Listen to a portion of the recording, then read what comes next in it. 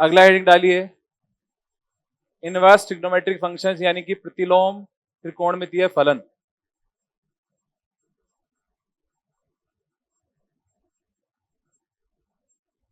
अब देखो एक क्वेश्चन पूछे जाने की पूरी पूरी संभावना है यहां से, और सिंपल सा टॉपिक है। क्या क्या चीजें हैं वो समझो आप। सबसे पहले अगर हम बात करते हैं, जैसे उदाहरण नहीं से समझना है, बताओ साइन एक्स का मान 1/2 है, ठीक है, कितने डिग्री पे होता है? पाई बाई, तो यहां पे हमारे पास में एक्स की वैल्यू आ गई पाई/6। तो अभी जो साइन एक्स है, ये साइन एक्स जो है वो एक वास्तविक मान है, रियल वैल्यू है। तो अभी जो हम त्रिकोणमितीय फलन पढ़ के आए हैं वो सभी क्या होते हैं? वास्तविक मान को डिनोट करते हैं। जैसे tan x बराबर √3 है, या फिर cos x बराबर √3/2 है, तो सब क्या है? रियल वैल्यूज को शो करते हैं। लेकिन अगर हम ये कहें कि साइन इनवर्स 1/2, ठीक है, साइन इनवर्स 1/2, तो ये जो है ये वास्तविक मान नहीं है, ये क्या है? कोण का मान है। ये किसका मान है? ये तो एक वैल्यू को रिप्रेजेंट करता है, जबकि इनवर्स ट्रिग्नोमेट्रिक फंक्शन किसको रिप्रेजेंट करते हैं? कोण को, एंगल को रिप्रेजेंट करते हैं। तो पहला बेसिक फर्क तो ये है कि जो भी हम पढ़ के आए त्रिकोणमितीय फलन, वो सब एक वास्तविक मान को या वैल्यू को डिनोट करते हैं, जबकि जो इनवर्स फंक्शन होता है, जो प्रतिलोम फलन होता है, वो हमेशा किसको डिनोट करता है? कोण को। ठीक है, तो ये छोटी सी चीज है जो समझनी है अपन को। यानी कि अगर हम पहले सॉल्व कर रहे थे तो हमारा आंसर हमेशा 1/2 √3/2 ऐसा कुछ आ रहा था, लेकिन जब इनवर्स ट्रिग्नोमेट्रिक फंक्शन को सॉल्व करते हैं तो हमारे पास एंगल आएगा आंसर में। आंसर क्या आएगा? एंगल। जबकि पहले आंसर क्या आ रही थी? वैल्यू। ठीक है, तो एक तो चीज ये ध्यान रखनी है अपन को। दूसरी चीज जो है, क्या हम हर वैल्यू का इनवर्स ट्रिग्नोमेट्रिक फंक्शन निकाल सकते हैं क्या? हर त्रिकोणमितीय फलन का इनवर्स ट्रिग्नोमेट्रिक फंक्शन निकाल सकते हैं क्या? नहीं निकाल सकते। तो देखो, इनवर्स ट्रिग्नोमेट्रिक फंक्शन उसी का निकाला जाता है जो कि आपके पास में ये प्रॉपर्टी फॉलो करते हैं, एकेकी और आच्छादक फलन होना जरूरी है। इंग्लिश में बोलते हैं 1/1 और ऑन टू फंक्शन होने चाहिए। अब ये 1/1 और ऑन टू फंक्शन क्या होते हैं वो समझाते हैं, इसको सिर्फ समझना है। वैसे तो ये फंक्शंस वगैरह पढ़ेंगे या पढ़ लिए होंगे आप लोगों ने, कुछ लोगों ने पढ़ लिए होंगे, कुछ लोगों ने फंक्शन पढ़ लिए होंगे ना, नहीं पढ़ा तो आगे जब पढ़ेंगे तब। अभी फिलहाल जो है जितना काम का बता रहा हूं। 1/1 और ऑन टू फंक्शन का मतलब क्या होता है कि जैसे मान लीजिए हमने क्या किया, ये एक सेट ले लिया, एक समुच्चय ले लिया, ठीक है, यहां पे 3 एलिमेंट हो गए, ए बी और सी। इधर भी आपके पास में 3 एलिमेंट हो गए। इसको अपन ने ए से डिनोट कर दिया, इसको अपन बी से डिनोट करेंगे। समुच्चय ए हो गया और समुच्चय बी हो गया। अब ये समुच्चय ए से लेकर बी में एक फंक्शन होगा अगर इसके प्रत्येक एलिमेंट का, ये जो एलिमेंट दिख रहे हैं आपको 3, इसके प्रत्येक एलिमेंट यानी कि अवयव का सामने वाले सेट में एक यूनिक रिफ्लेक्शन हो, यानी कि अद्वितीय प्रतिबिंब होना चाहिए। जैसे मान लीजिए यूनिक रिफ्लेक्शन का मतलब क्या है भाई? देखो इसका रिफ्लेक्शन तो ये रहा, इसका रिफ्लेक्शन ये दूसरा वाला हो गया, और इसका रिफ्लेक्शन ये तीसरा वाला हो गया। तो बताइए प्रथम सेट जो है, सेट समुच्चय ए जो है, उसके हर एलिमेंट का सामने वाले एलिमेंट में क्या एक यूनिक फंक्शन है क्या? ऐसा तो नहीं है कि एक के दो दो फंक्शन आ रहे हो आपके पास वहां पे, नहीं ना। तो इसको बोलते हैं एकेकी प्रतिबिंब, इसको बोलते हैं एकेकी फलन।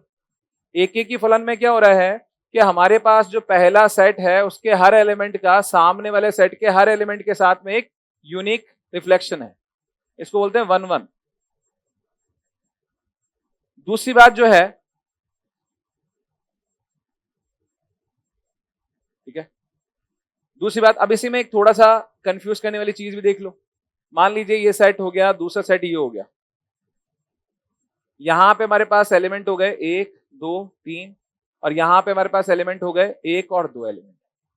अब अगर मैं कहूं यहां पे इसका रिफ्लेक्शन ये रहा, इसका रिफ्लेक्शन ये रहा, इसका रिफ्लेक्शन ये रहा, बताइए इसको 1 2 3 नंबर की करते हैं, इसको 4 और इसको 5। बताइए इधर वाला जो सेट ए है और इधर वाला जो सेट बी है, बताओ 1 का रिफ्लेक्शन कितना है? अच्छा 2 का रिफ्लेक्शन क्या है? 4। अच्छा 3 का रिफ्लेक्शन क्या है? क्या ये एक ही है क्या? एक ही है पक्का? अच्छा एक ही की बाद में बात करेंगे, पहले बताओ क्या ये फंक्शन भी है क्या? फंक्शन होने का पहला कंडीशन ये है कि प्रत्येक एलिमेंट के लिए सामने एक यूनिक रिफ्लेक्शन होना चाहिए। तो प्रत्येक एलिमेंट के लिए सामने एक यूनिक रिफ्लेक्शन है, 1 का 4 है, 2 का भी 4 हो गया, कोई दिक्कत नहीं है, और 3 का क्या हो गया 5। तो ये एक फंक्शन तो है। फंक्शन कहां से है बताओ? ए से किस में है बताओ? बी में। लेकिन अगर आप बी से ए में चेक करोगे तो बताओ 4 का रिफ्लेक्शन क्या है बताओ? और बताओ 4 का रिफ्लेक्शन क्या है? बताइए क्या ये फंक्शन हुआ क्या? क्या 4 के लिए यूनिक रिफ्लेक्शन मौजूद है क्या? नहीं है, तो ये फंक्शन ही नहीं है, एक ही की तो बात की बात है। फंक्शन होने के लिए पहले सेट के प्रत्येक एलिमेंट का सामने वाले सेट में प्रत्येक एलिमेंट का एक यूनिक रिफ्लेक्शन होना चाहिए। इसका उसमें होना चाहिए और उसका इसमें होना चाहिए, तब जाके आपके पास में फंक्शन है। ए टू बी तो फंक्शन है, लेकिन बी टू ए फंक्शन नहीं है, ध्यान देना। अब ये तो हुआ एक ही की मैं, तो ये यहां पे देखो इसका इधर भी यूनिक है और उधर से भी है, तो ये ए से बी में भी फंक्शन है और बी से ए में फंक्शन है। अब बात करते हैं आच्छादक की, यानी कि ऑन टू फंक्शन क्या होता है? ऑन टू फंक्शन में क्या है? देखो भाई, अगर हम बात करते हैं यहां पे एलिमेंट हो आपके पास में 3 और दूसरे सेट में एलिमेंट होने चाहिए 4 हो गए मान लो। बताइए 1 2 3, यहां 4 5 6 और 7। बताओ 1 का रिफ्लेक्शन क्या हो गया? बताइए 2 का क्या हो गया? और 3 का मान लीजिए 6 हो गया। क्या बताइए ये जो एलिमेंट हैं उसके सारे एलिमेंट को कवर कर रहे हैं क्या? तो ये आच्छादक यानी कि ऑन टू फंक्शन नहीं हुआ। ऑन टू फंक्शन में क्या होता है कि उसके सारे एलिमेंट और इसके सारे एलिमेंट आपस में एक दूसरे को रिफ्लेक्ट करते हैं, ये ऑन टू फंक्शन का मतलब होता है। यानी कि यहां पे जितने एलिमेंट हैं सामने भी कितने एलिमेंट होने चाहिए? उतने ही होने चाहिए, एक तरह से मान के चलो। तो यहां पे हमारे पास में एक सिंपल सी चीज समझ में आई कि पहले समुच्चय में और दूसरे समुच्चय में प्रत्येक अवयव का सामने वाले समुच्चय में एक यूनिक रिफ्लेक्शन होना चाहिए, ये ध्यान रखना है, बाकी अपने काम का कुछ नहीं है। अब यहां अगर ऐसा होता है, यानी कि दो चीज वर्डिंग याद रखनी है जो अपने काम की है, कि एक ही क्या होता है और आच्छादक क्या होता है। वन वन वन क्या होता है कि एक का एक से कनेक्शन होना चाहिए। ऑन टू क्या होना चाहिए कि दोनों के सारे फंक्शन या दोनों के सारे एलिमेंट कवर होने चाहिए। ऐसा नहीं कि कोई एलिमेंट मिस हो गया या डबल काउंट हो गया, वो नहीं होना चाहिए। ठीक है, अब यहां पे हमारे काम की जो चीज है,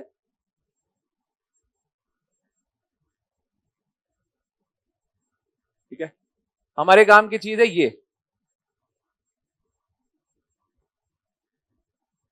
किसी भी फलन एफ एक्स का एक प्रतिलोम फलन यानी कि एफ इनवर्स एक्स तभी विद्यमान होगा, तभी विद्यमान होगा जबकि वह फलन एफ एक्स एक की आच्छादक फलन होना चाहिए।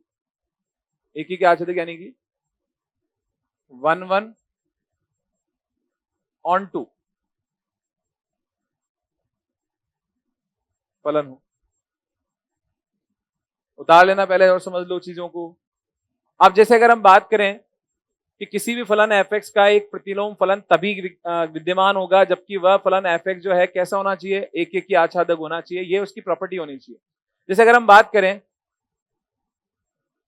साइन एक्स की बात करते हैं, ठीक है, बताइए साइन एक्स बराबर 0 है, साइन एक्स बराबर 0 है, तो क्या जो हमारे पास फंक्शन एफ एक्स है, ठीक है, जिसके लिए हम साइन एक्स बोल रहे हैं, बताओ साइन एक्स का मान 0 क्या एक ही जगह पे होता है कि बहुत सारी जगह पे होता है?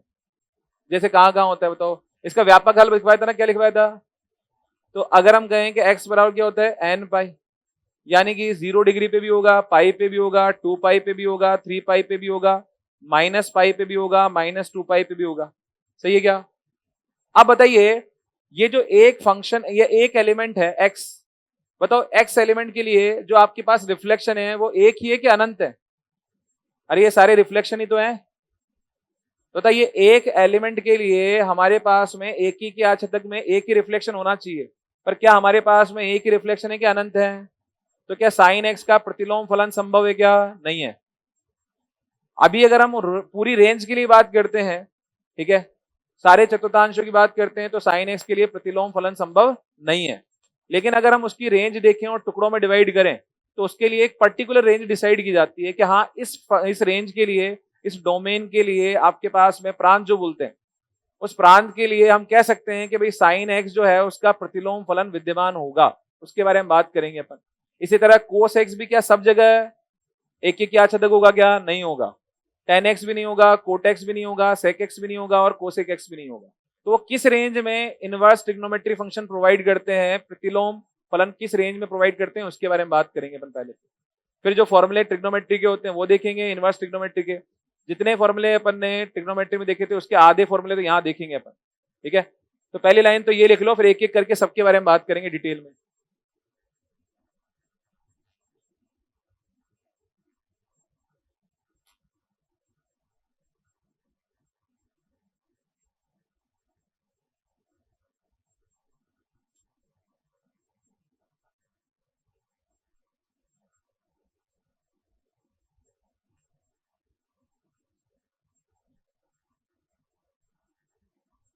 और शॉर्टकट में आप चाहो तो ये लिख सकते हो, एक अवयव एक प्रतिबिंब, बात खत्म। एक अद्वितीय प्रतिबिंब। वैसे डिटेल में पूरी चीज पढ़ेंगे अपन, बस ये वर्ड अपने यहां काम में आ रहा है इसलिए बता रहा हूं, क्योंकि आगे वाली चीज इसी से जुड़ी हुई है। One element, one unique reflection.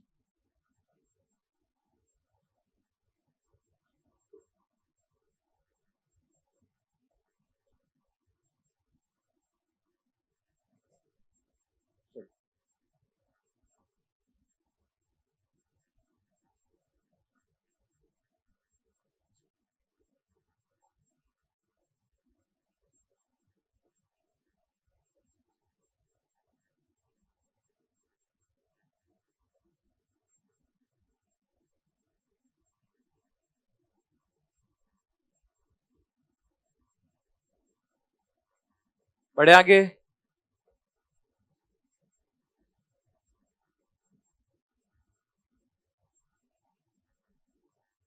अगला लिख।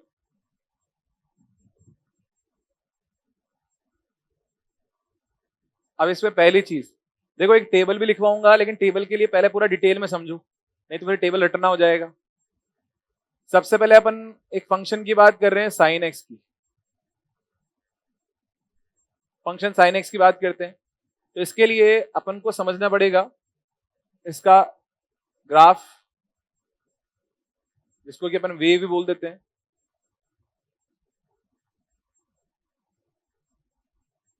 देखिएगा भाई, मान लीजिए ये मूल बिंदु हो गया आपके पास में 0 हो गया, इधर हो गया आपके पास में π/2, यहाँ पे हो गया आपके पास में पाई, यहाँ पे हो गया आपके पास में 3π/2, और यहाँ पे ले लेते हैं समझने के लिए 2π। सिमिलरली इधर की बात करते हैं तो यहाँ पे क्या होगा, -π/2, यहाँ पे क्या होगा -पाई, यहाँ पे होगा -3π/2 और यहाँ क्या हो गया -2π। यहाँ पे ऊपर की तरफ जो है +1 हो जाएगा यहाँ पे, और यहाँ पे मान लेते हैं -1, +1 यहाँ मान लेते हैं -1। अच्छा, अब एक बात बताइए, अगर हम बात करें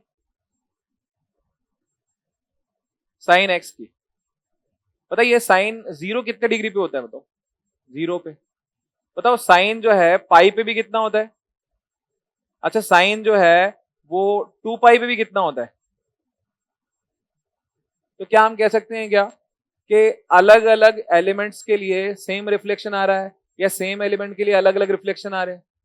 तो क्या हम कह सकते हैं कि ये एक एक ही होगा? होगा क्या?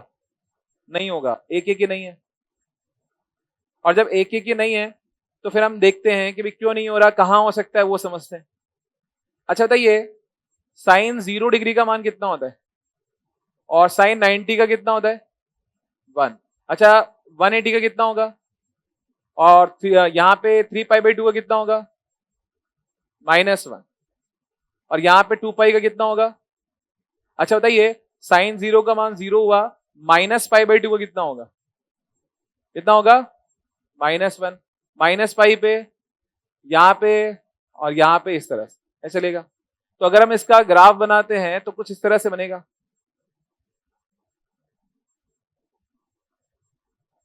ऐसे बनेगा। अब आप बताइए, 0 पे 0 हो रहा है, यहाँ पे इन सब जगह 0 हो रहा है ना, तो एक एक ही तो नहीं हुआ ये। अब हमें क्या है कि इस पूरे को ना लेके एक सेगमेंट को लेना है, जिस सेगमेंट में हर पॉइंट पे एक यूनिक रिफ्लेक्शन दिखा दे। तो अपन एक काम करते हैं, देखो बताइए, जैसे यहां पे जो मान होगा वो मान यहां पे भी तो होगा, तो ये तो सेम हो गया, तो इसका मतलब इससे आगे नहीं जाना है अपन। तो अगर मैं जो है वो यहां पे एक लाइन खींच दूं और इधर जो है बताइए, इधर से यहां 0 से लेके कहां तक हो गया? +1 तक। और यहां 0 से लेके क्या हो गया? -1 तक। अच्छा साइन की रेंज क्या होती है बताओ? -1 से, अच्छा -1 से +1 के बीच में सारी यूनिक वैल्यूज होती है। तो अगर मैं -1 से +1 के बीच की लेना चाहता हूं तो मैं इसको यहां से बाउंड कर देता हूं। ऐसे ही अगर हम बात करते हैं, बताइए ये वाला जो ग्राफ शो कर रहा है आपके पास में, यहां से लेकर यहां तक का ग्राफ जो शो कर रहा है, बताओ क्या ये हर पॉइंट पे एक यूनिक वैल्यू बता रहा है क्या? देख लो, बताओ 0 डिग्री पे 0 दिखाएगा, 30 पे कुछ और दिखाएगा, ठीक है, यहाँ 30 पे मान लो 1/2 दिखाएगा, तो इधर -30 पे क्या दिखाएगा? -1/2। तो यूनिक वैल्यू दिखा रहा है हर पॉइंट के लिए। तो इसका मतलब ये हुआ कि अगर मैं -π/2 से लेके π/2 के बीच का एक डोमेन ले लेता हूं, एक प्रांत ले लेता हूं, इस प्रांत के बीच में हमारी रेंज जो है -1 to +1 पूरी आ जाएगी। तो हम कह सकते हैं कि फलन f(x) बराबर sin x का प्रतिलोम विद्यमान होगा, ठीक है, यदि हमारे पास में प्रांत जो है जिसको कि हम डोमेन बोलते हैं, डोमेन हमारा होना चाहिए, बताओ किससे किसके बीच में? -π/2 से किसके बीच में बताओ? +π/2 के बीच में होना चाहिए। और हमारे पास में जो परिसर होना चाहिए जिसको कि हम रेंज बोलते हैं, अच्छा परिसर का एक नाम और होता है जिसको बोलते हैं सहप्रांत, ठीक है। तो हमारी जो रेंज होती है वो रेंज कहां से कहां तक होती है बताओ? -1 से लेके, बताइए जो साइन थीटा की पूरी रेंज है -1 to +1, क्या वो -π/2 से लेके π/2 के बीच में आ जाएगी क्या? बताइए, क्या जो साइन एक्स है उसका प्रतिलोम पूरे में विद्यमान होगा कि -π/2 से +π/2 के बीच में? हालांकि कहने को हम ये भी ले सकते थे कि π/2 से लेके 3π/2 ले लो सर, भाई हम चाहते तो ये π/2 से लेके 3π/2 लेते तो भी तो यूनिक रेंज आती है ना आपके पास में। लेकिन अगर आपको याद हो तो मैंने मुख्य मूल पढ़ाए थे, और मुख्य मूल के लिए बताओ हमने प्रेफर किसको किया था? -π/2 से, इसीलिए अपन क्या लेते हैं? -π/2 से +π/2। तो ये हुआ आपके पास किसके लिए? साइन एक्स के लिए, याद रहेगा, ठीक है, कोई दिक्कत इसमें? यानी कि हम ये कह सकते हैं कि साइन एक्स के लिए जो आपका फलन है साइन इनवर्स एक्स, वो तभी पॉसिबल होगा जबकि आपके पास में एंगल की वैल्यू किसके बीच में होनी चाहिए, ठीक है, बता रहे उसको, फिर आगे बात करते हैं।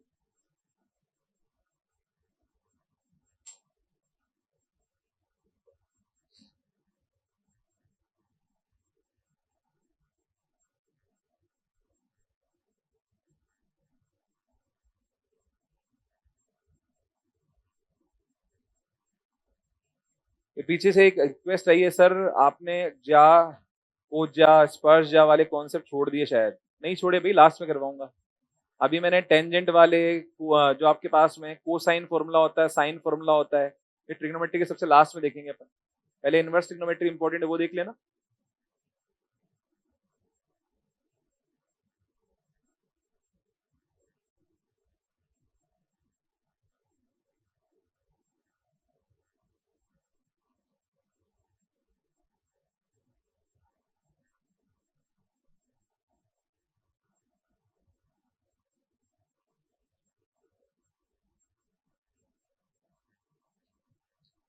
ये छोटी छोटी चीजें हैं, ये समझते हुए चलो। इनवर्स ट्रिग्नोमेट्री फंक्शन में ये जो ग्राफ है ना, यही सबसे इंपॉर्टेंट है। अगर आपको ये समझ में आ गए तो आपको प्रतिलोम त्रिकोणमितीय अनुपात भी समझ में आ जाएंगे, नहीं तो फिर टेबल रटने बैठ जाओगे तुम लोग। ये प्रांत होता है, ये परिसर होता है, याद करोगे।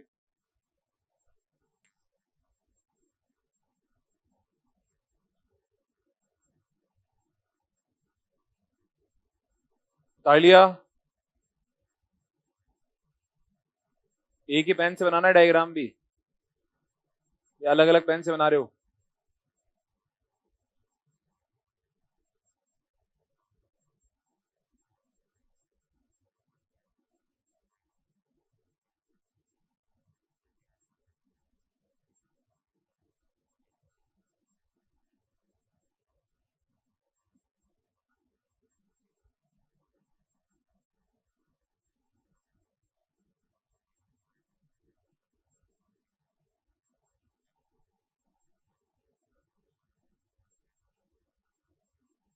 बढ़े आगे।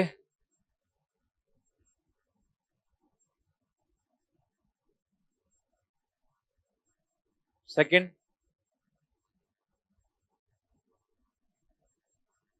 एफ एक्स बराबर हम बात करेंगे किसकी? Cos x.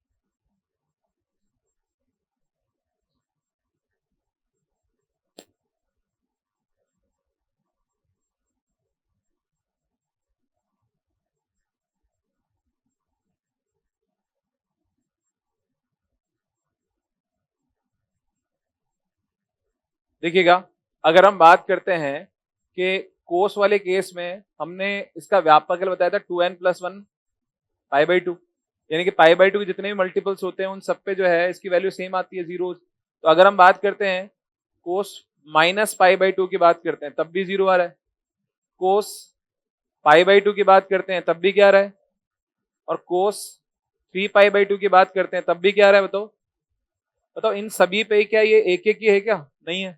तो ये प्रूव हो रहा है कि भाई जितनी भी आपके पास कोस का पूरा ग्राफ होता है उस सभी के लिए त्रिकोणमितीय प्रतिलोम फलन नहीं बनाए जा सकते। तो ये एक एक ही नहीं है। अब एक एक ही आच्छादक बनाने के लिए हमें रेंज डिसाइड करनी पड़ेगी। तो एक बार बताइए, कोस -π/2 पे ये होता है आपके पास में कितना होता है? जीरो। यहाँ पे जीरो होता है। अच्छा बताइए, उसके बाद में जीरो पे कितना होता है? 1। अच्छा π/2 पे कितना होता है? अच्छा पाई पे कितना होता है? और 3π/2 पे, और यहाँ पे, ठीक है। इसके बाद अगर हम बात करते हैं यहाँ पे -π पे कितना होता है? ऐसे चलेगा ना ये?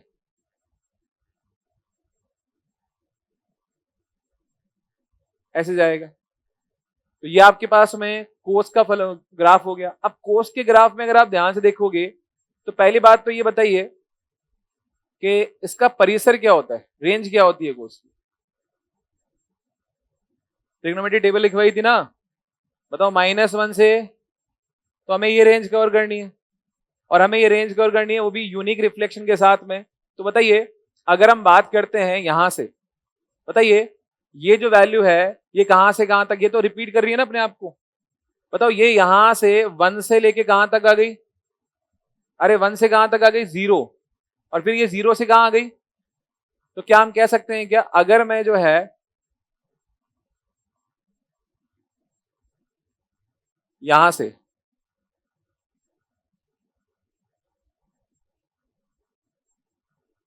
अगर इस रेंज को बाउंड कर दें अपन, इस रेंज को बाउंड कर दें तो यहां से लेके और ये यहां तक पूरी की पूरी रेंज कवर हो रही है। बताओ किस रेंज में आ रही है? इसका प्रांत जो है डोमेन क्या होना चाहिए? 0 से लेके पाई तक। तो हम कहेंगे कि फलन एफ एक्स बराबर जो है कोस एक्स का प्रतिलोम विद्यमान होगा, अथवा यह एक एक ही आच्छादक फलन होगा यदि, अब ये एक एक की आशा तक फलन हो सकता है यदि हमारे पास में जो प्रांत होता है, डोमेन जो होता है, वो डोमेन होना चाहिए 0 से लेके 5। ये क्लोज ब्रैकेट का ध्यान रखना है, ये क्लोज ब्रैकेट और ओपन ब्रैकेट आपस में कंफ्यूज करेंगे आगे जाके। अभी हम 0 को भी इंक्लूड कर रहे हैं और पाई को भी इंक्लूड कर रहे हैं, तो इसलिए दोनों को इंक्लूड करेंगे तो ब्रैकेट क्या आएगा, ओपन ब्रैकेट आएगा कि क्लोज ब्रैकेट आएगा, क्लोज ब्रैकेट आएगा। ठीक है, तो साइन थीटा के लिए या साइन एक्स के लिए डोमेन क्या होता है, -π/2 से +π/2, और रेंज -1 से +1 हो जाएगी, जबकि इसके लिए रेंज -1 से +1 तो होगी, लेकिन डोमेन क्या हो जाएगा 0 to π। ठीक है, बता लीजिए।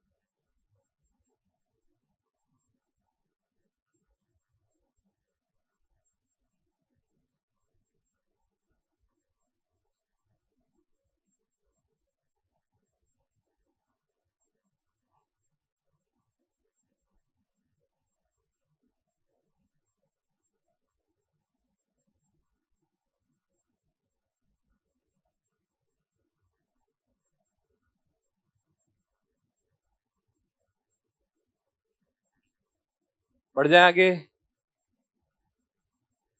उतार लिया होगा सबने। तीसरा, अच्छा जैसे साइन और कोस की रेंज आपको पता थी -1 से +1 के बीच में, अब आगे बात करेंगे टेन और कोट की क्या रेंज होती है। हाँ -1 -∞ टू +∞, तो डायरेक्ट बोलो ना आर होती है। अरे आर ही रियल नंबर ही तो होता है ना, तो फिर -∞ टू +∞ क्यों बोल रहे हो, सीधा सीधा बोलो आर है। आप देखो तीसरी चीज याद रखो कि फंक्शन लेते हैं एफ एक्स बराबर किसके होगा, tan x के।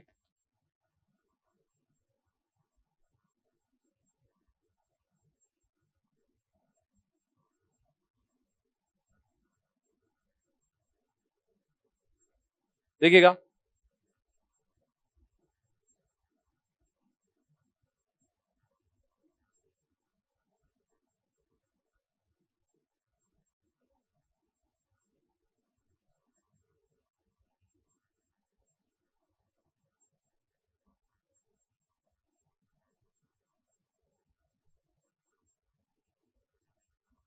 अच्छा तो tan x का मतलब होता है sin x upon cos x। अब बताइए, अगर हम बात करते हैं कि चलो इसकी रेंज तो साइन कोस की तो हमें पता है -1 से +1 के बाहर जाती नहीं है, लेकिन tan x की जो है मैक्सिमम वैल्यू +∞ होती है ना, यानी कि कहीं पे ये अपरिभाषित भी होता है। इन्फिनिटिव का मतलब अपरिभाषित भी तो हुआ, बताओ अपरिभाषित कब होगा, ये अपरिभाषित होगा यदि जो आपके पास में हर दे रखा है ना, डिनोमिनेटर, डिनोमिनेटर यानी कि हर क्या है बताओ, वो किसके बराबर हो जाए बताओ, 0 के। यदि कोस एक्स बराबर 0 हो जाए तो 1/0 या किसी के भी संख्या के बटे में 0 आएगा तो इनफाइनाइट यानी कि अपरिभाषित हो जाएगा। अब कोस एक्स बराबर 0 कब होता है बताओ, व्यापक हल बताओ, तो यहाँ पे x बराबर आ गया 2n+1, ठीक है, 2n+1 π/2, ठीक है। इसके लिए आप परिभाषित होगा ये, यानी कि π/2 के जितने भी मल्टीपल होंगे उनपे ये जो मान दिखाएगा वो अनंत मान दिखाएगा। अब अनंत मान को इसको तो इसमें दिखा नहीं सकते, तो कैसे बनाएंगे वो समझो। बताइए, अगर हम बात करते हैं π/2, बार बार π/2 की बात कर रहे हैं अपन, तो यहां पे 3π/2 हो गया, यहाँ पे -π/2 हो गया, और यहाँ पे माइनस का 3π/2, ठीक है, ऐसे बना दिया। अब देखिएगा, बताइए 10π/2 पे कितना होता है, इनफाइनाइट। तो π/2 पे इनफाइनाइट होगा, और -π/2 पे क्या होगा, और 0 पे कितना होता है। तो अगर हम बात करें इस तरह से इसका ग्राफ बनेगा,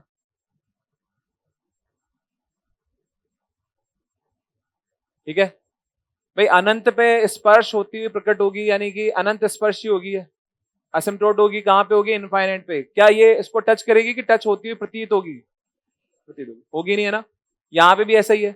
इसी तरह से अगर हम इसकी बात करते हैं तो इसमें भी ऐसा ही होगा।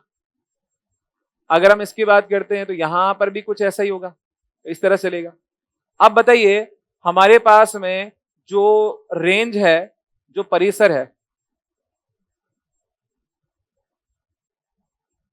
वो हमारे पास कितनी है, आर। तो हमें पूरे रियल वैल्यूज कवर करने, तो तक पूरे रियल वैल्यूज तो यहां भी कवर हो रहे हैं, यहां भी कवर हो रहे हैं, यहां भी कवर हो रहे हैं। पर हमारे पास में मुख्य मूल जो है वो डिनोट किसको करता था बताओ, -π/2 से लेके। तो हमारे पास में जो डोमेन होगा, जो प्रांत होगा, वो क्या लेंगे बताओ, -π/2 से लेके। देखो हर मान यूनिक है आपके पास में, जैसे π/6 पे एक यूनिक वैल्यू आएगी, -π/6 पे एक यूनिक वैल्यू आएगी। तो हम कह सकते हैं कि फलन f(x) बराबर tan x का प्रतिलोम फलन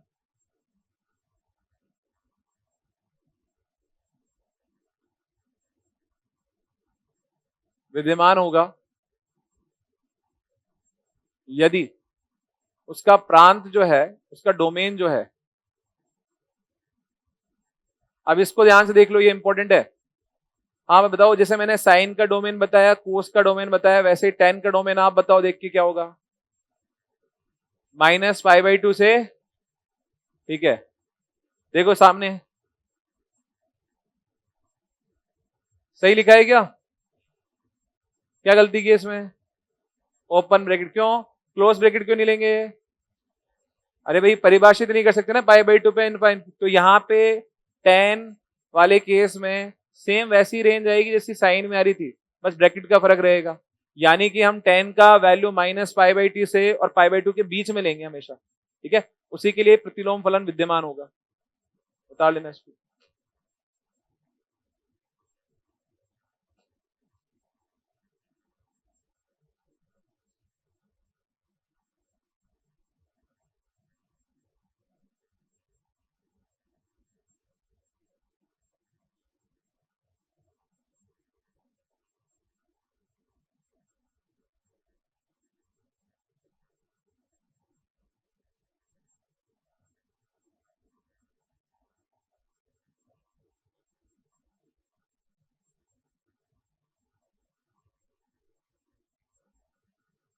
अब चीजें वही है जो पहले पढ़ी थी, बस उनको घुमा फिरा के बोला जा रहा है। अगर आप ध्यान दोगे तो ये प्रांत वही आ रहे हैं जो मुख्य मूल आ रहे थे, ठीक है अभी तक तो। और रेंज वही आ रही जो ट्रिग्नोमेट्री टेबल में पढ़ी थी अपन ने।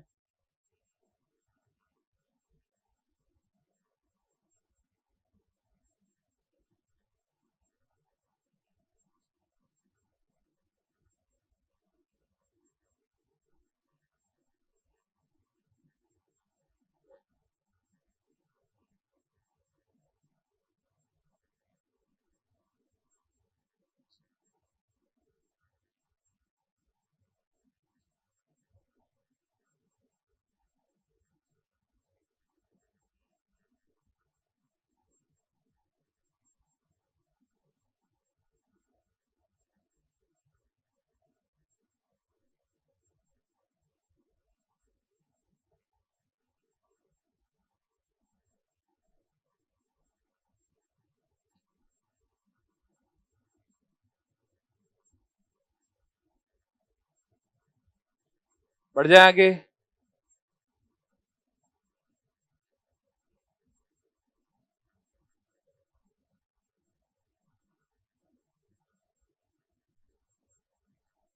फोर्थ लिखिए।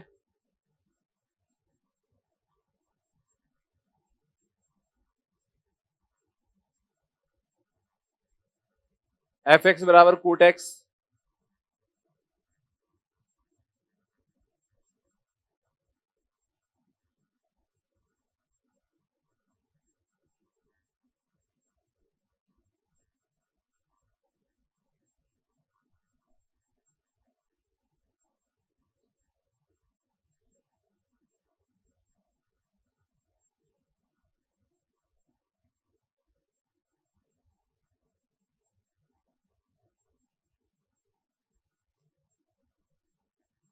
देखिएगा, कोट एक्स का मतलब होता है कोस एक्स बटे में साइन एक्स।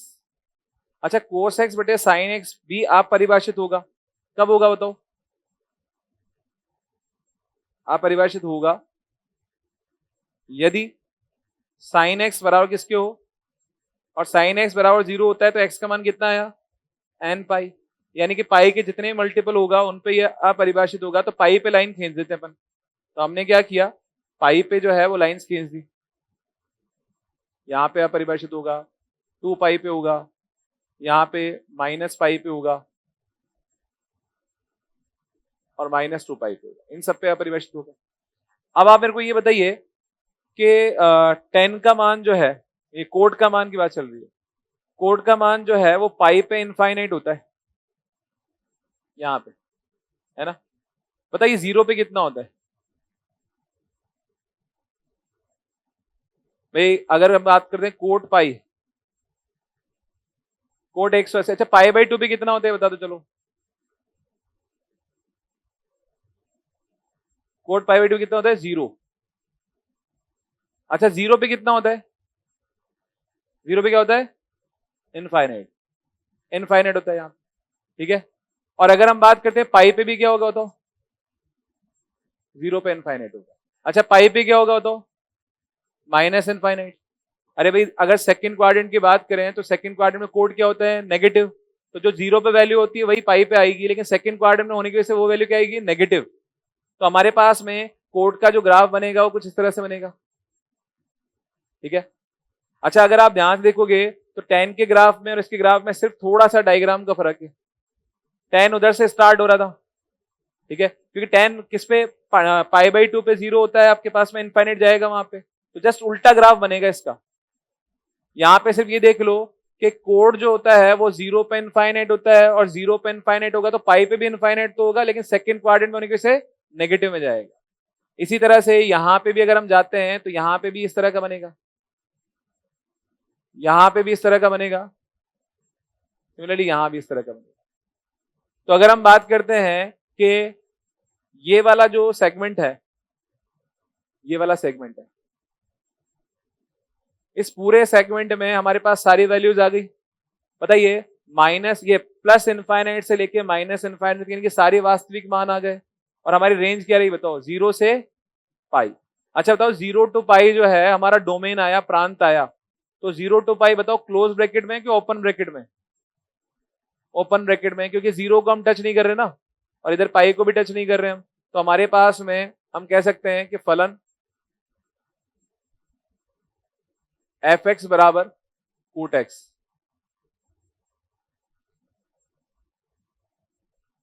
का प्रतिलोम फलन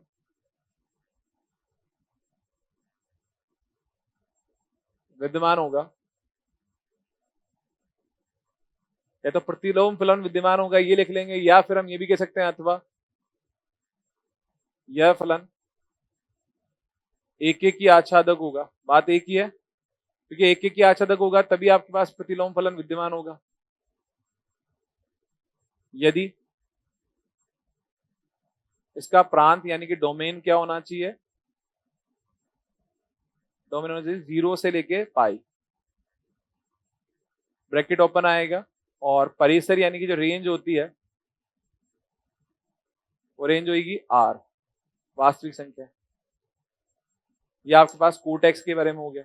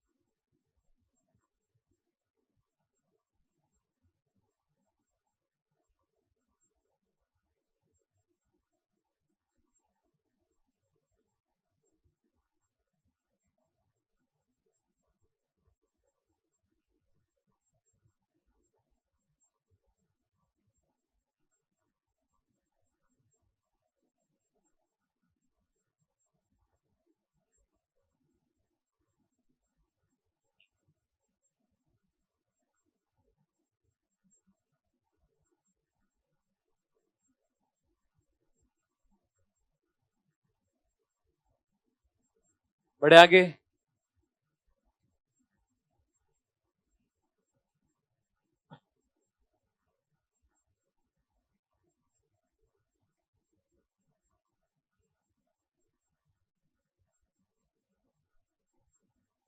अब देखिए पांचवा,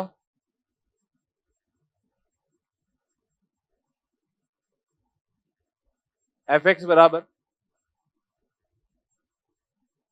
कोसेक एक्स की बात करें।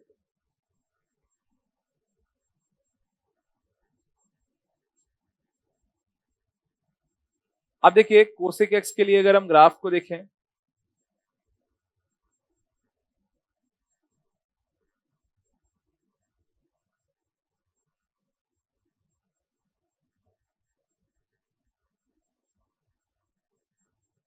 इसका ग्राफ थोड़ा ध्यान से देख लेना, कई लोगों को कंफ्यूजन होता है इसमें। तो सबसे पहले तो आप ये बताओ कि कोसेक एक्स की रेंज क्या होती है, परिसर क्या होता है इसका,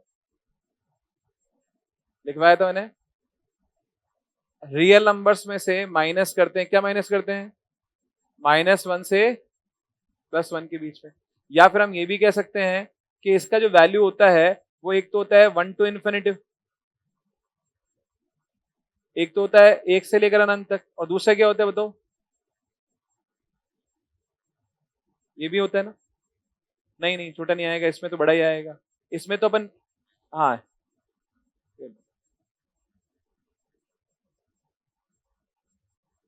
इनफाइनाइट छोटे क्या, इनफाइनाइट को तो इंक्लूड करेंगे ना अपन। अच्छा ठीक है। अब देखो इसमें ये समझ जाओ, अगर हम बात करते हैं कि ये रेंज इंक्लूड करनी है, इसका मतलब हमें एक चीज क्लियर हो गई कि कोसेक का मान और सेक का मान हमेशा जो है वो या तो 1 से बड़ा आएगा या फिर -1 से क्या आएगा, छोटा। तो जो अगर आप ध्यान से देखोगे स्टार्टिंग में जो अपन ने कोस और साइन के बारे में बात की थी, बताओ हमारे जो मान चल रहे थे ये किसके बीच में चल रहे थे, बताओ बताओ, -1 से +1 के बीच में चल रहे थे ना। इस रेंज में किसके मान नहीं होंगे बताओ, कोसेक और सेक के। यानी कि कोसेक के मान इससे ऊपर होंगे और इससे नीचे होंगे। देखो ग्राफ कैसा बनेगा।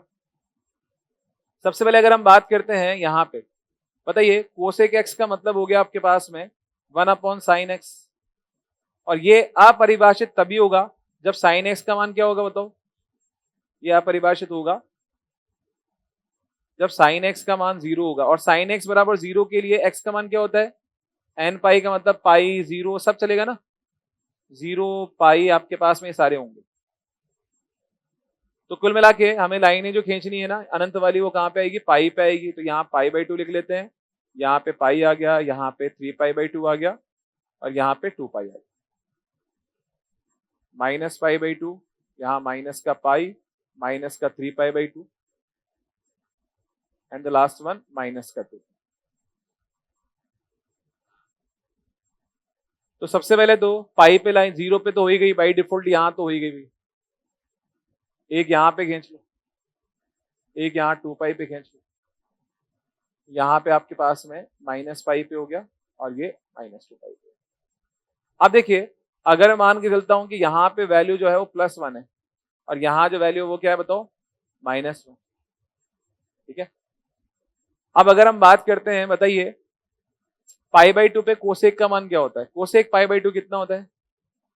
अरे कोसेक पाई बाई टू कितना होता है? 1। तो कोसेक पाई बाई टू होता है 1। और कोसेक 0 कितना होता है? इनफाइनाइट। ठीक है, अगर हम बात करते हैं कोसेक जो है 0 इनफाइनाइट होता है, पाई बाई टू पे 1 हो गया, और पाई चूंकि सेकंड क्वाड्रेंट में, और सेकंड क्वाड्रेंट में कोसेक क्या होता है? पॉजिटिव, तो वापस इनफाइनाइट जाएगा, लेकिन वो कौन सा रहेगा? तो +1। तो यहां पे इस तरह से जाएगा। ठीक है, ये तो इधर आया। इसी तरह से अगर हम बात करते हैं फोर्थ क्वाड्रेंट की, तो फोर्थ क्वाड्रेंट में भी कुछ ऐसा ही रहेगा, लेकिन यहां पे जो है वो इस तरह से आएगा। इसको मिटा देता हूं एक बार। यहां जो है आपके पास में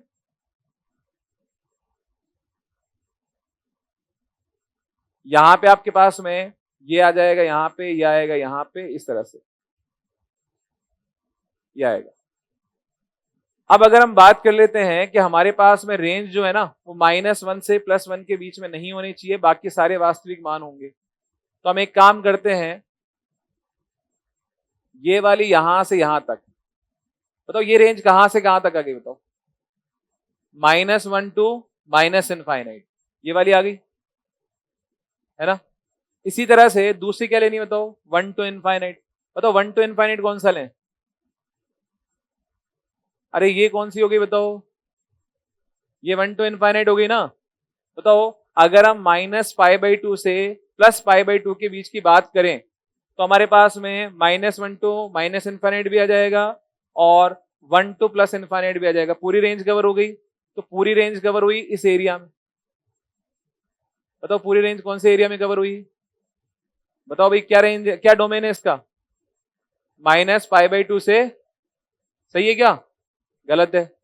अब इसमें गलती क्या है वो समझा, तो रुक जाओ, थोड़ा थोड़ा सही बोला है, इसको ध्यान समझना। प्रांत या डोमेन जो होगा इसका, पहली बात तो आपने ये बोला -π/2 से लेके +π/2 के बीच में, ये बिल्कुल सही है। लेकिन क्या इस केस में ये वाला एंगल जो है, बताओ कौन सा है? ये 0। बताओ 0 इंक्लूड होगा क्या? क्योंकि 0 पे तो ये इनफाइनाइट बनने है ना, तो 0 इंक्लूड नहीं लेते, इसलिए हम क्या करेंगे? माइनस, यहां क्या कर देंगे? 0, इस तरह से। यानी कि पूरी रेंज होगी -π/2 से +π/2 के बीच की पूरी रेंज होगी, सिवाय एक एंगल की। बताओ कौन सा एंगल नहीं लेना है? 0 डिग्री नहीं लेना है, क्योंकि 0 पे क्या बन जाएगा वो आपके पास में? ये चीज ध्यान रखनी है। तो हम कह सकते हैं कि फलन f(x) बराबर कोसेक x का प्रतिलोम विद्यमान होगा यदि, एक बार फिर से समझ लीजिएगा, जिसको नहीं समझ में आया ध्यान से देख लेना। ये पूरा फिर से मिटा रहा हूं मैं। भाई हमने क्या कहा, एक सिंपल सी चीज समझी कि साइन एक्स 1/sin x, ये जो है कोसेक एक्स की वैल्यू होती है। अगर साइन एक्स बराबर 0 हुआ तो अपरिभाषित होगा, और अपरिभाषित होगा, साइन एक्स बराबर 0 होगा तब। तो यहाँ पे x का मान जो है वो n पाई आ गया, यानी कि हम कह सकते हैं 0, पाई, 2 पाई, माइनस पाई, इन सब पे जो है इसका मान अपरिभाषित हो जाएगा। अब अपरिभाषित हो जाएगा तो हमने क्या किया, ये 0 डिग्री हो गया, ये माइनस का π/2 हो गया, और ये आपके पास प्लस का π/2। अब कोसेक एक्स और साइन एक्स जो है फर्स्ट और सेकंड क्वाड्रेंट में पॉजिटिव होते हैं। तो अगर हम 0 टू पाई के बीच में बात करेंगे तो कोसेक की वैल्यू क्या आएगी? पॉजिटिव आएगी, यानी कि +1 से क्या रहेगी? ऊपर। 0 पे अनंत रहेगा, π/2 पे 1 रहेगा, और पाई पे वापस क्या बन जाएगा? लगभग अनंत। ठीक है, अब बताइए, ये जो आपके पास ग्राफ दिखा रहा है, ये आपको केवल केवल ये वाली रेंज तो दे रहा है ना, 1 टू इन्फिनिटी वाली। क्या इस ग्राफ में बताओ -1 टू माइनस इन्फिनिटी वाली रेंज आ गई? क्या नहीं आई? अब इसके लिए अगर हम बात करते हैं, फोर्थ क्वाड्रेंट है ये, फोर्थ क्वाड्रेंट में अगर हम बात करते हैं, ये -1 है, यहाँ पे इस तरह से ग्राफ बनेगा। ठीक है, इस तरह से ग्राफ बनेगा। तो ये वाला जो ग्राफ है, ये हमको वैल्यू दे रहा है ये वाली -इन्फिनिटी टू -1 वाली। तो हमें क्या करना है, एक तो यहां से यहां तक की रेंज लेनी है, जो कि हमें -1 से लेके माइनस अनंत तक का मान दे दे, और एक यहां से यहां तक की लेना जो अनंत से लेके +1 तक का मान दे दे। तो कुल मिलाकर ये वाला हिस्सा जो है -π/2 से लेके +π/2 के बीच वाला हिस्सा, ये पूरा का पूरा परिसर कवर कर रहा है इसका। ठीक है, इसके किसी भी मान के लिए वहां एक यूनिक रिफ्लेक्शन आ जाएगा अपने आप, बता लेना इसको।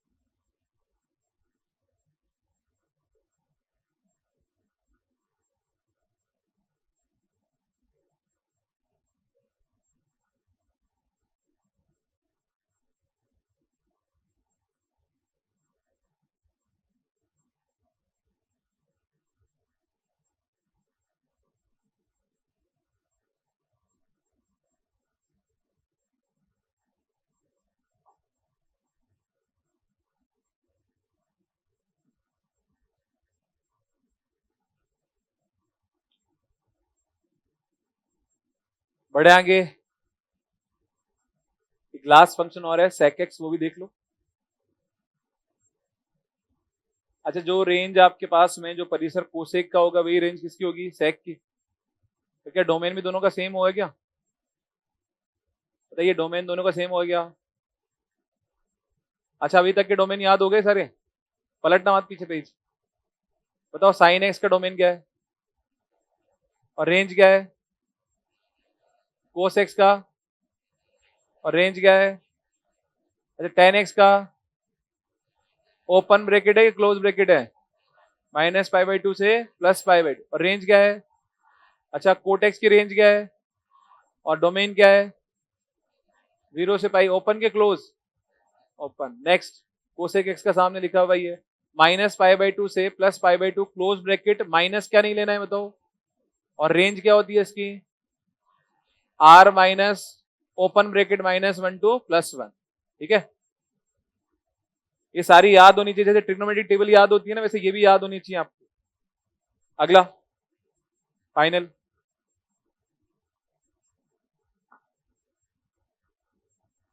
एफ एक्स बराबर जो है वो sec x है।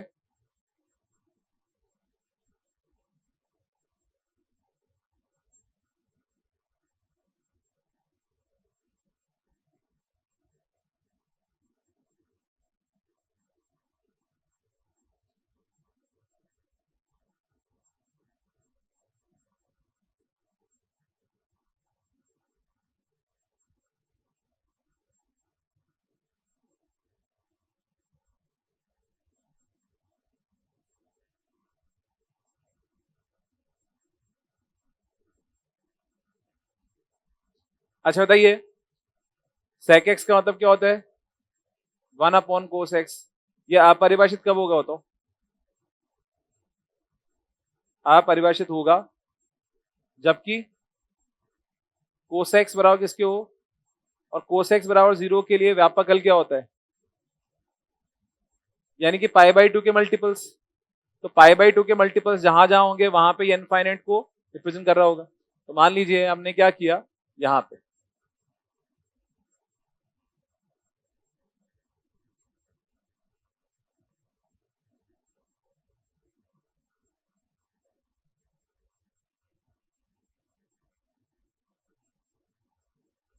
देखिए तो इस तरह से बना दिया।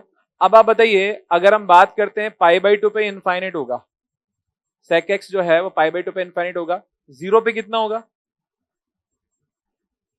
अरे 0 पे कितना होगा? 1 होगा। अच्छा 0 पे 1 होगा, ये 0 डिग्री होगा तो यहाँ 1 होगा ये। अच्छा π/2 पे क्या होगा? इनफाइनाइट। तो क्या इसका ग्राफ ऐसे बनेगा क्या? अरे ये कौन से क्वाड्रेंट को रिप्रेजेंट कर रहा है? ये कौन से क्वाड्रेंट को रिप्रेजेंट करता है? फोर्थ को। और फोर्थ में बताओ सेक क्या होता है? पॉजिटिव, इसलिए पॉजिटिव ही तो ग्राफ बनेगा इसका। नेक्स्ट आगे बात करते हैं, इसमें बात कर लेते हैं। बताइए π/2 से लेके पाई कौन सा क्वाड्रेंट हुआ? ये सेकंड। π/2 से पाई कौन सा क्वाड्रेंट हुआ? सेकंड। सेकंड में बताओ सेक पॉजिटिव होता है कि नेगेटिव होता है? तो ग्राफ +1 वाला बनेगा कि -1 वाला? तो नीचे वाला ग्राफ बनेगा। तो यहाँ पे जो है जैसे 0 पे ये 1 होता है, वैसे पाई पे भी कितना होगा? 1 या कि -1? -1। तो यहाँ पे ग्राफ बनेगा इस तरह से इसका। अब आप बताइए, चूंकि हमारे पास में परिसर जो है,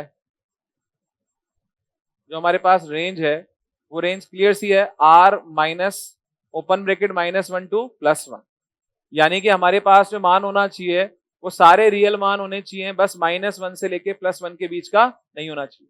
तो हमारे पास में जो रेंज आएगी वो ये आएगी, देखो यहाँ पे 1 है और यहाँ पे अनंत है, तो एक तो ये वाला आ गया। बताओ ये कहां से कहां तक आ गया? 0 से π/2। ये आ गया +1 से लेके और इनफाइनाइट चला गया। और इसी तरह से अगर हम बात करते हैं π/2 से पाई तक की, तो ये हो गया -1 और ये हो गया माइनस का अनंत। तो बताओ पूरी रेंज आ गई ना? तो पूरी रेंज हमारे पास में कहां से कहां तक आई? बताओ बताओ क्या डोमेन आएगा इसका? सोच के तो डोमेन क्या आएगा? ये जो लाइन खींची है मैंने, ये वाला आएगा। बताओ 0 to pi, open bracket close bracket? Close bracket. पहली बात तो ये लिख देता हूं 0 टू पाई क्लोज ब्रैकेट। आगे भी कुछ करना है क्या? π/2 पे नहीं होगा ना, तो इसलिए π/2 को क्या कर देना है? माइनस। π/2 नहीं लेना है, बाकी सब लेना है, ठीक है। तो हमारे पास इसका प्रांत जो होगा, डोमेन जो होगा, वो ये होगा।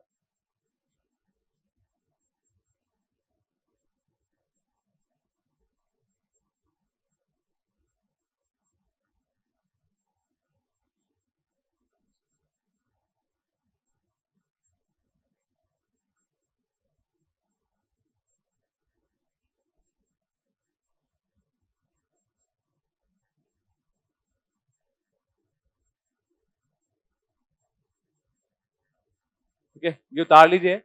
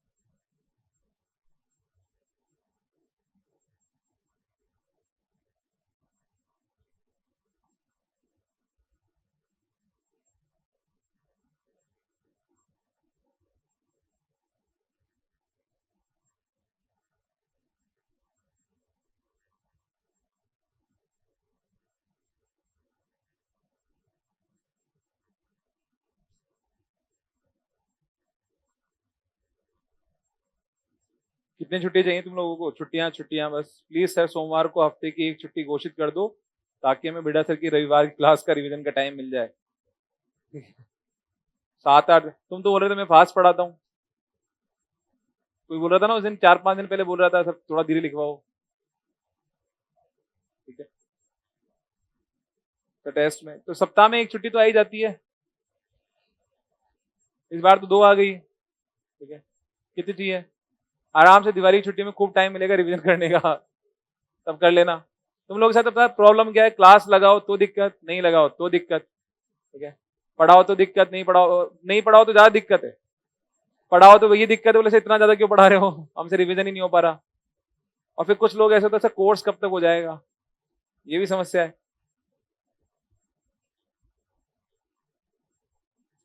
शीट नहीं मिटी क्या? बंटवाते हैं, रुको मैं कॉल करता हूँ।